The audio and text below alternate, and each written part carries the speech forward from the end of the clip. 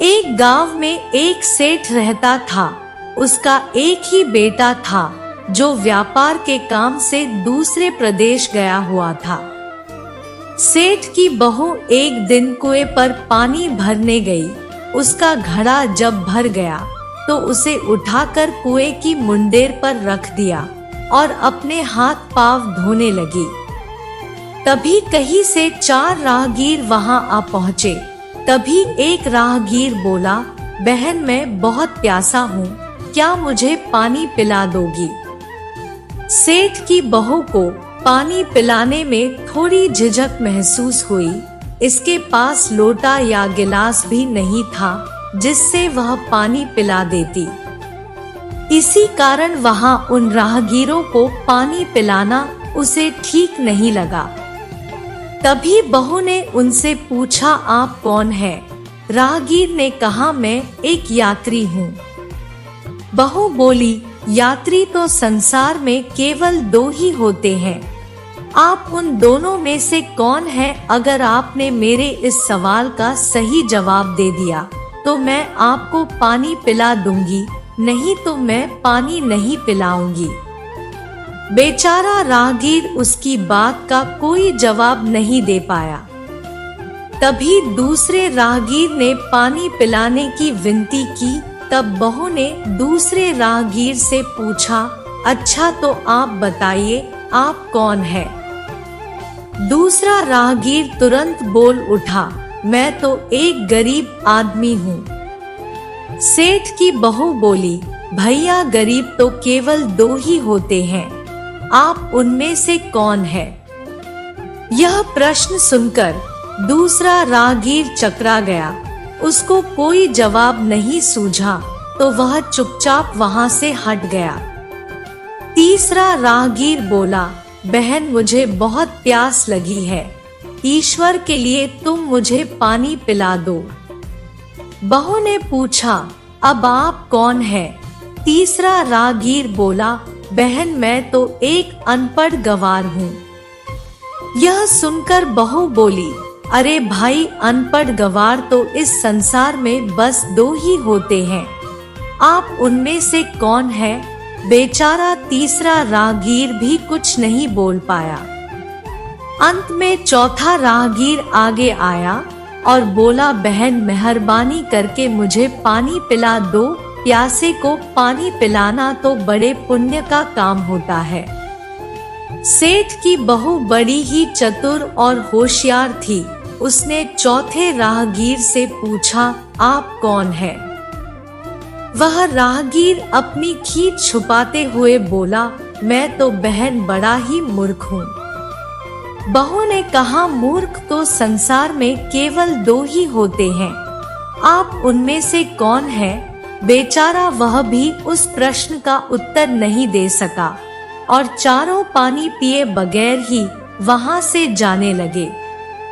तभी बहू बोली, यहाँ से थोड़ी ही दूर पर मेरा घर है, आप लोग कृपया वहीं चलिए, मैं आप लोगों को पानी पिला दूंगी। चारों राहगीर उसके घर की तरफ चल पड़े। बहू ने इसी बीच पानी का घड़ा उठाया और छोटे रास्ते से अपने घर पर पहुंच गई। उसने घड़ा रख दिया और अपने कपड़े ठीक तरह से पहन लिए। इतने में वे चारों राहगीर उसके घर पहुंच गए। बहू ने उन सभी को गुड़ दिया और पानी पिलाया। पानी पीने के बाद वह चारों राहगीर अपनी राह पर चल पड़े। सेठ उस समय घर में एक तरफ बैठा यह सब देख रहा था। उसे बड़ा दुख हुआ। वह सोचने लगा, इसका पति तो व्यापार करने के लिए दूसरे प्रदेश गया है और यह उसके गैर हाजिरी में पराये मर्दों को घर बुलाती है, उनके साथ हंसती बोलती है। इसे तो मेरा भी लिहाज नहीं है। यह सब देख अगर मैं चुप रह गया तो आगे से इसकी हिम्मत और बढ़ जाएगी। मेरे सामने इसे किसी से बोलते बात करते शर्म नहीं आती तो मेरे पीछे न जाने क्या क्या करती होगी। फिर एक बात यह भी है कि बीमारी कोई अपने आप ठीक नहीं होती, उसके लिए वैद्य के पास जाना पड़ता है। क्यों ना इसका फैसला राजा पर ही छोड़ दिया जाए। यही सोचता हुआ वह सीधा राजा के पास जा पहुंचा और अपनी परेशानी बताई। सेठ की सारी बातें सुनकर राजा ने उसी वक्त बहू को बुलाने के लिए सिपाही बुलवा भेजे और उनसे कहा तुरंत सेठ की बहू को राजसभा में उपस्थित किया जाए। राजा के सिपाहियों को अपने घर पर आया देख उस सेठ की पत्नी ने अपनी बहू से पूछा, क्या बात है बहुरानी, क्या तुम्हारी किसी से कहा सुनी हो गई थी जो उसकी शिकायत पर राजा ने तुम्हें बुलाने के लिए सिपाही भेज दिए। बहू ने सास की चिंता को दूर करते हुए कहा, नहीं सासू माँ, मेरी किसी से कोई कहा सुनी नहीं हुई है, आप जरा भी फिक्र ना करें। वह सिपाहियों से बोली, तुम पहले अपने राजा से यह पूछ कर आओ कि उन्होंने मुझे किस रूप में बुलाया है, बहन, बेटी या फिर बहू के रूप में, किस रूप में मैं उनकी राजसभा में आऊं। बहू की बात सुन सिपाही वापस चले गए। उन्होंने राजा को सारी बातें बताई। राजा ने तुरंत आदेश दिया कि पालकी लेकर जाओ और कहना कि उसे बहू के रूप में बुलाया गया है। सिपाहियों ने राजा की आज्ञा के अनुसार जाकर सेठ की बहू से कहा, राजा ने आपको बहू के रूप में आने के लिए पालकी भेजी है। बहू उस समय पालकी में बैठकर राजसभा में जा पहुंची। राजा ने बहू से पूछा, तुम दूसरे पुरुषों को घर क्यों बुला लाई जबकि तुम्हारा पति घर पर नहीं है। तब बहू बोली, महाराज, मैंने तो केवल अपने कर्तव्य का पालन किया। प्यासे राहगीरों को पानी पिलाना कोई अपराध नहीं है, यह हर गृहिणी का कर्तव्य है।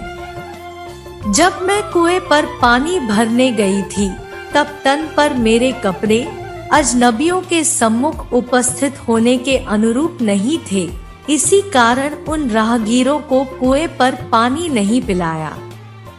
उन्हें बड़ी प्यास लगी थी और मैं उन्हें पानी पिलाना चाहती थी, इसलिए मैंने उनसे मुश्किल प्रश्न पूछे और जब वे उनका उत्तर नहीं दे पाए तो उन्हें घर बुला लाई। घर पहुंचकर ही उन्हें पानी पिलाना उचित था। राजा को बहू की बात ठीक लगी।